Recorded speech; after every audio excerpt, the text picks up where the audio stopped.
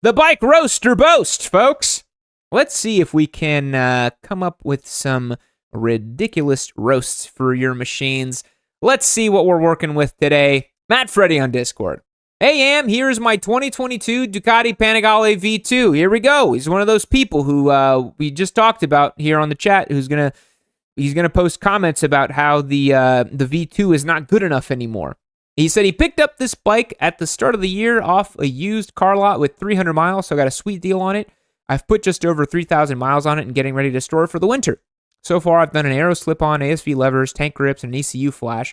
And I just need some cheap carbon fiber parts, and the bike will be complete. Thanks for looking at my bike. Love the channel. Keep it up. Let's take a look. Oh, it's the Troy Bayliss one. Isn't it? The 21, right? Oh, that was a good vintage. Okay, all that being said, I know I just said so much about how the V2 is the new version is fine or whatever. It's cool. Boy, these are nice. These are so nice. I had a Panigale V2 as a giveaway bike in 2020. It was our second ever expert bike giveaway. I loved it. It was so, when I took it on track, it had such a sharp front end to it. It was a little squirrely stock, but it had such a sharp, dialed in front end. I thought it was just so pokey and pointy. It loved finding apexes. It was just a really, really solid bike. And a super hopped up V-twin in a sport chassis. What's not to love, right?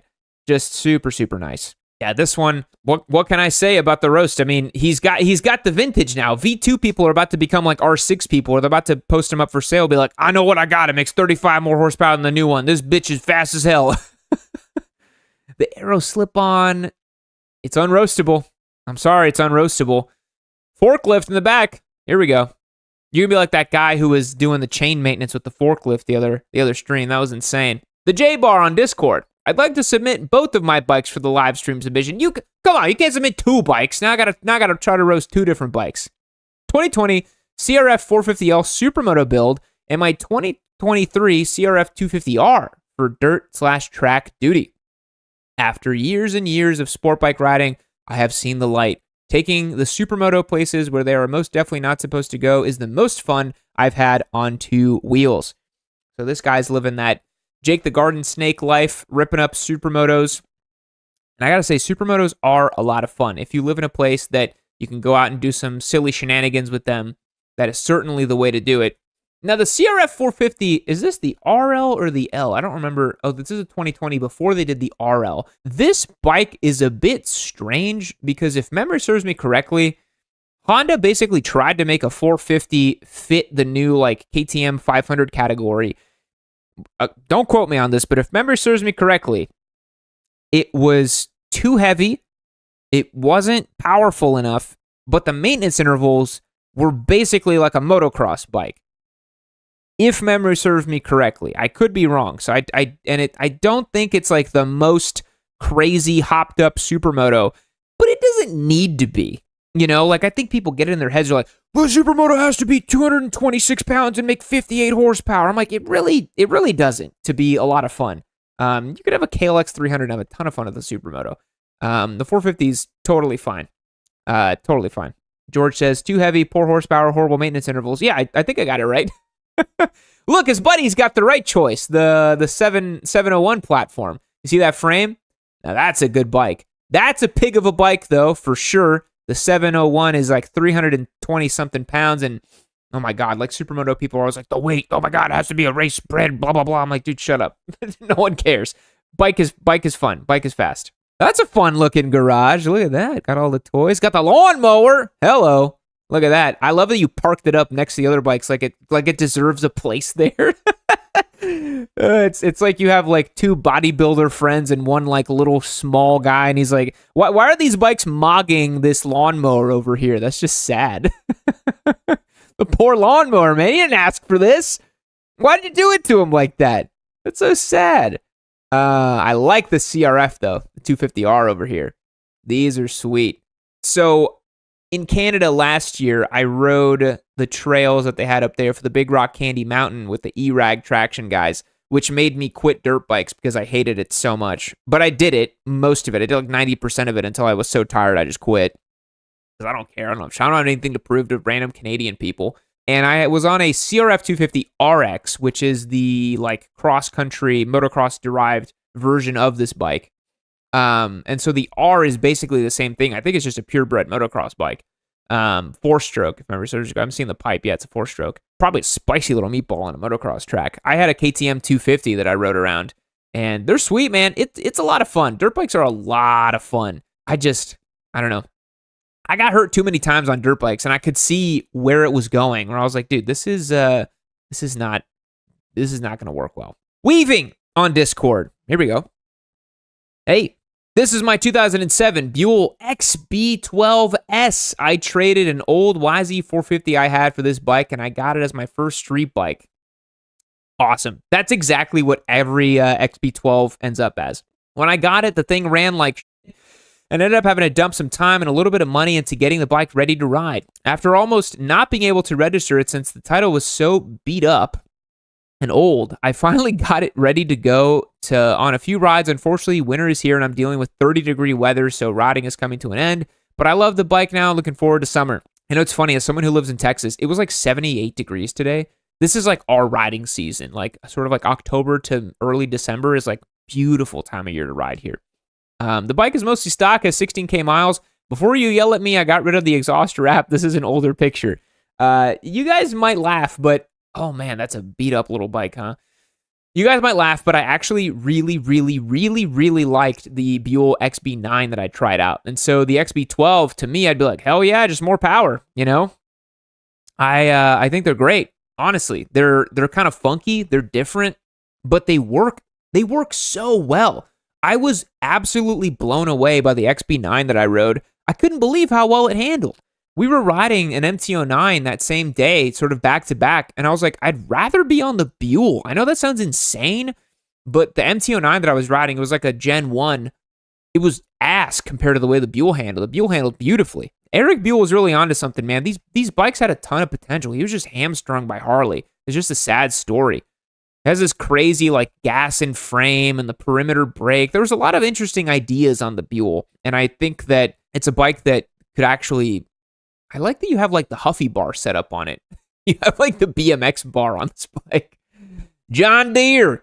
What's in the back there? What do you got? Is more lawn equipment? Why are you all taking photos with lawn equipment? Just take a photo of your bike. How about that? Oh, Weaving's on chat. He says it's got a lot of torque and handles great. I agree. It really does handle supremely well. You'd be really surprised what a Buell can do. Yeah. Malamoto says, sweet bikes ahead of their time. They're pretty awesome, man. I will say some Buell people, most of them are pretty laid back. Most of them are pretty chill. They sort of know what they got. They know that they own like a defunct brand, basically. But I swear to God, some Buell people, they're like BMW Boxer people, where they're like, I think different, bro. Nothing is ever the same to me. I'm like big braining everything in my life.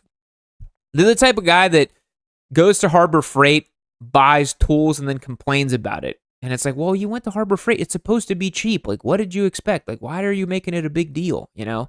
I don't know why. Buell people and Harbor Freight people, they're the same to me. I don't know why. Most wild wheat on Discord. I have an 84 Kawasaki Ninja 900R that I bought, which has been sitting for 20 years. Took some work, but she runs great. Still a great ride, but amazing how far we've come in 40 years. Pretty stock aside from the Yoshi slip-ons, timing plate, and coil on-plug conversion. That is a phenomenal idea to do coil on-plug conversion on these so that you get them a little more modernized. That's a really, really great idea. Oh, man. Look at this little time capsule. Look at this, man. Yeah, we really have come a very long way with motorcycles. Sometimes you don't think about it that way because you look at these old bikes. Wow, look at that thing, dude. Look how dusty it was from sitting in the barn. A true barn story, man. Ugh, I wish I had more mechanical aptitude and more of an appetite to do some sort of like cool retro ground up thing like this. But I see what it does to other people, and I just value my sanity and my peace of mind too much to actually get started with a project like this. I got caught up on Spite's channel the other day, and I saw the VMAX saga, and I was like, oh my God, that looks like a giant headache. I never want to do that. But I'm glad that someone else put this together and started enjoying it. I think that's a ZX4 behind him here. The frame looks like a ZX4. I'm not sure. I think it is. That all looks familiar to me. What a gorgeous machine, though. Look at that. Cleaned up beautiful. Got the retro side reflectors here. Look at the front suspension and the brake setup. The old school. Are these like 16s up front? Those look like really small wheels, don't they? It looks like OEM styled rubber. Just a total time capsule, man. Really, really cool and really well done restoration here. I love that you kept it original and kept it pristine. That's just really, really cool. I love seeing these on the road. You hardly ever see 80s sport bikes on the road, but super cool when you do. So I guess it's unroastable once again because it just looks great. Liquid cooled right there on the side. Back when that was a big deal. It was a big deal. It was liquid cooled. It's Toxin777. Hi, I'm a new rider, and I bought this used 2023 Ninja 400 from the dealership. Okay, all right. I've been riding for over... You just like getting boned?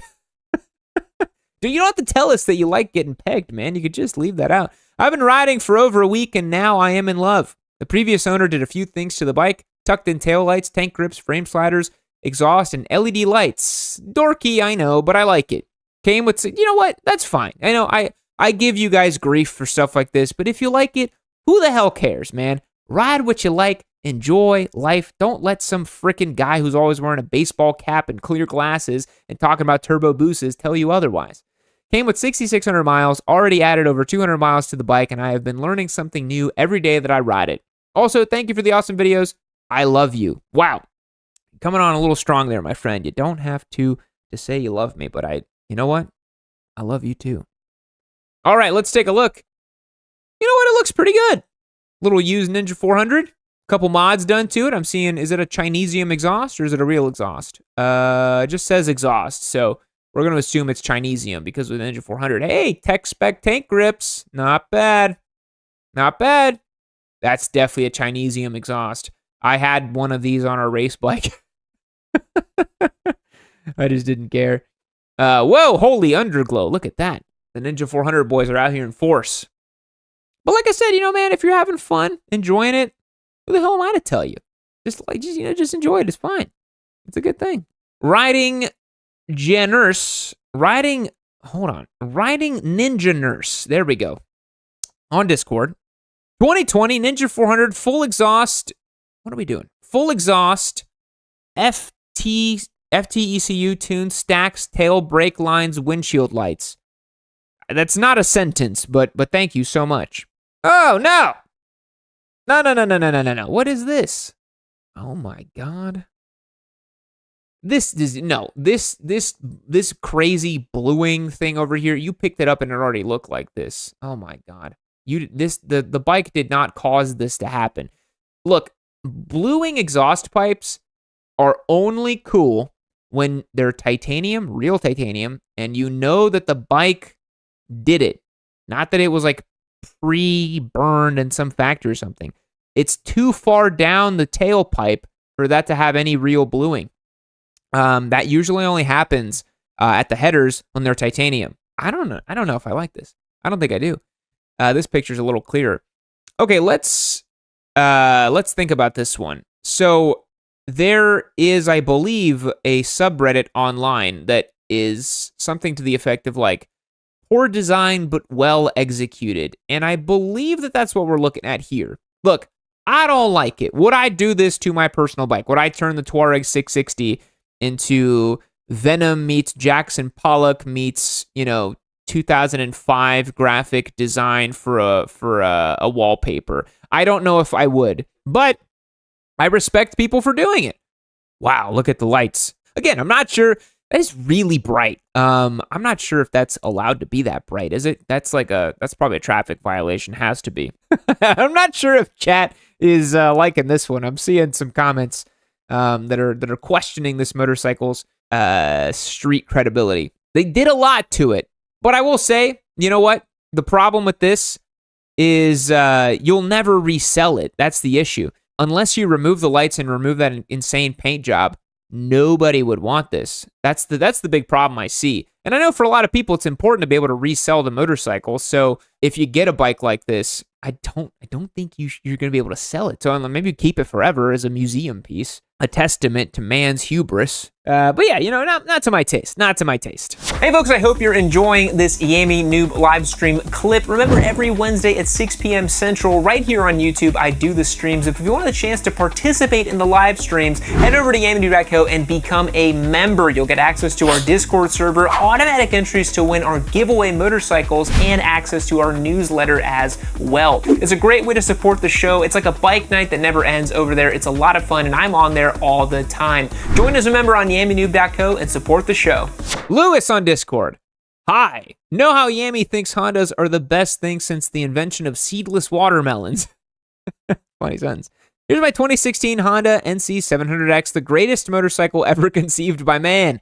I'm on my second cheapest throttle lock that I could purchase from Amazon. It does have a scratch from dropping this baby because I hit oil on the Mixmaster in Dallas. But other than that, Yammie must agree that this is the greatest first bike anyone could possibly purchase. I know for a fact there's no way Yammie could possibly disagree. Let's start roasting it, shall we?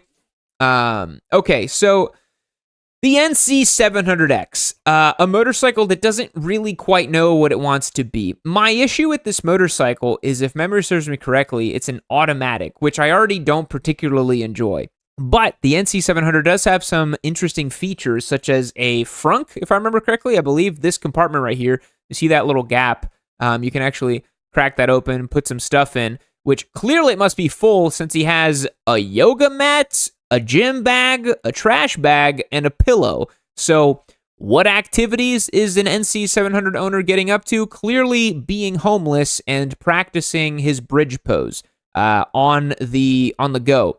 I'm not sure why an NC700 user would need to practice yoga on the go, but, you know, do whatever you want.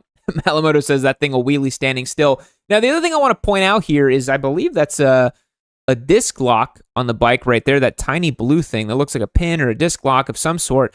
That is one of the best features about an NC700 is you do not need any theft prevention because nobody is going to want to steal this motorcycle. So that's okay, you know?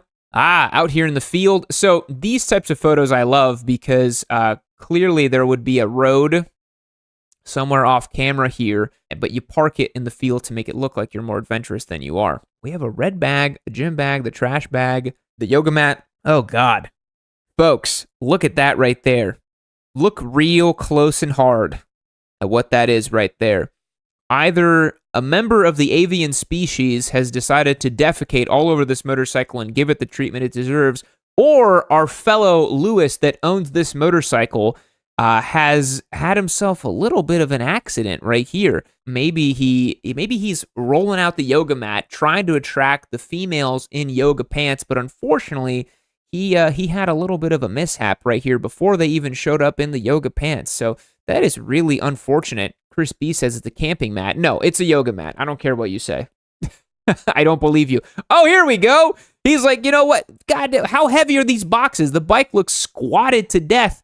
Look, you're never going to have someone two up on this machine. You do not need to practice in a parking lot with two lead-filled medium moving boxes. This is like when you're you catch your little brother making out with his hand in his room, and you're like, "What are you doing?" He's like, "I'm practicing to, maybe if I kiss somebody." He's like, "You're never gonna kiss anybody. You're never gonna do it, ever. You're practicing riding two up over here on this machine. You don't need to practice. Like I said, NC700 can't be stolen. You can't ever have, members of the female species or the male species on the back of this bike. The NC700 is a lonely rider. Lou Cole here says, you fit two small Filipino boys in the back of this thing. Two for the price of one. Bungee corded to their doom. The thing is, you ride this motorcycle with two small, beautiful Filipino boys in the back, and you didn't set the preload, you're going to crash. You are absolutely going to crash. This is an insane thing to do with this motorcycle. You have other photos of it? No! No! Come on, man. What are you doing? What is this? It's like you did these on purpose to just make me angry. That now you have an even larger box. What are you moving with this? Business is expanding, says Malamoto on chat. You know what? Humble beginnings, right?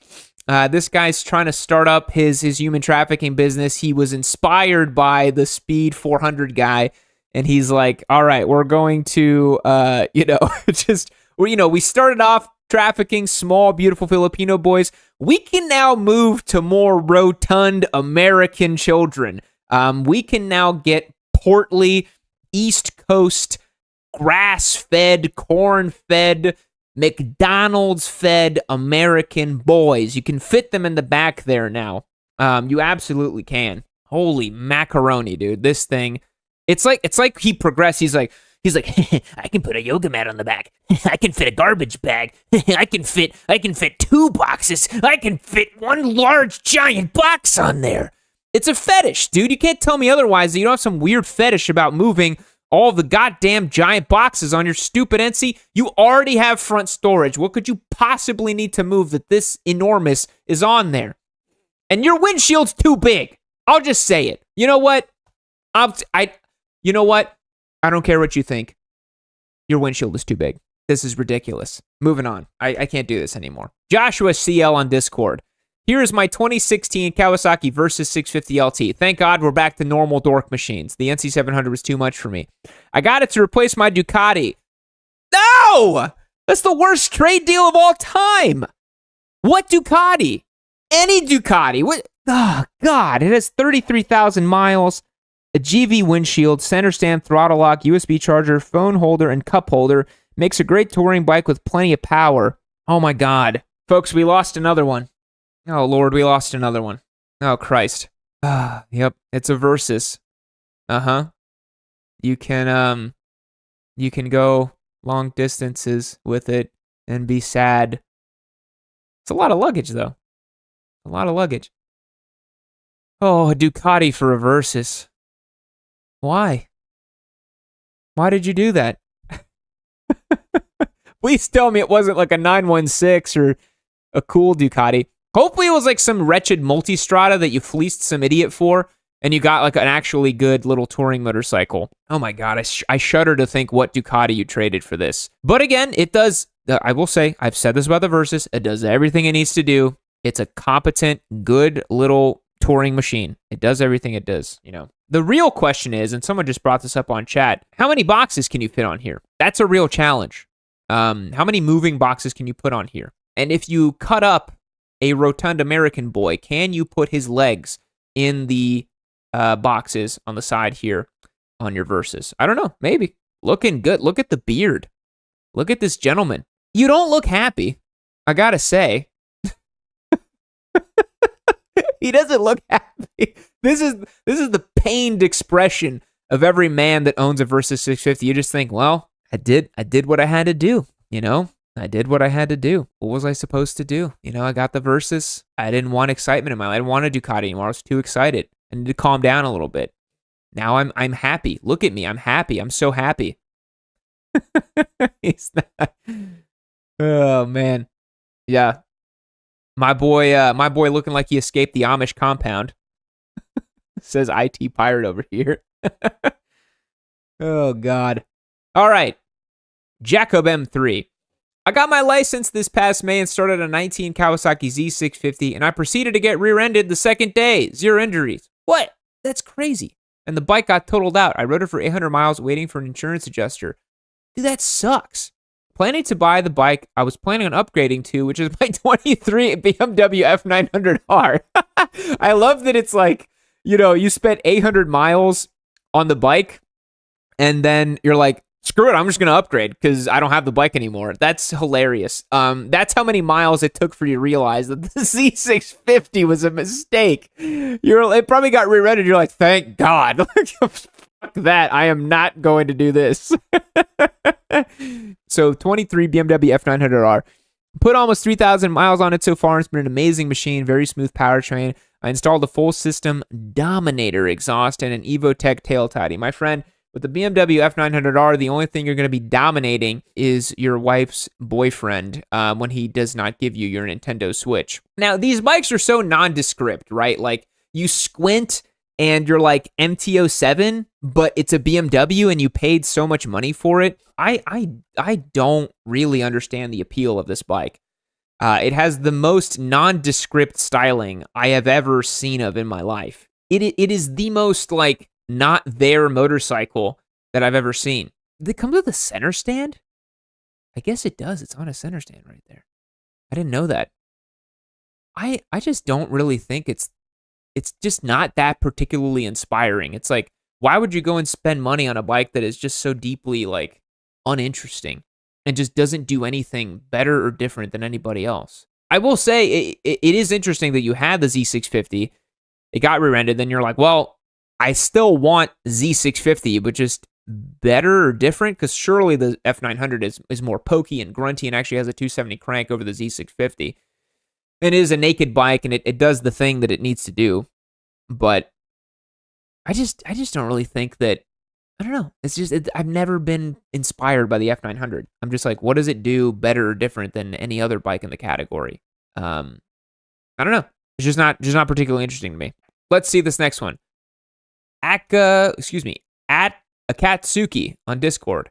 Hey, Yam, this is my 2011 Daytona 675. Why can we not? Daytona 675 with 5,800 miles that I just picked up this past weekend. Been watching your stuff since you had your original Daytona, and after years of watching, I finally bought my own. Well, thank you. That was a long time ago. That was 2015, 16 that I had that bike. So thank you for being a long-time supporter. You've probably seen some crazy arcs on this channel. I've looked at these bikes for years, and while many say that you shouldn't meet your hero, this is one bike that definitely lives up to the hype. All stock except the beautiful competition works that came with the original Triumph bag and the service manual. Nice. Spare key and owner's service log. Already super excited about it and can't wait for many fun years with this one. P.S. The Panigale in the first two photos is my dad's. He's owned since new in 2012. Very cool. Very cool. You got your dad that rides. You've been watching my stuff for a long time. You got a vintage Daytona. Oh my God. Oh my God. It's the black and gold one. Oh, Lord have mercy. These bikes are so good. The Gen 1 with the Undertale exhaust. This, like, kind of gold competition works. The Undertale. Oh, they've aged so well. They look so good. The Gen 1 looks so good. I've always thought the Gen 1 looks better than the Gen 2, the 2013 to 2017 one. The 2013 is a better bike. It makes a little more power. The engine's a little zestier.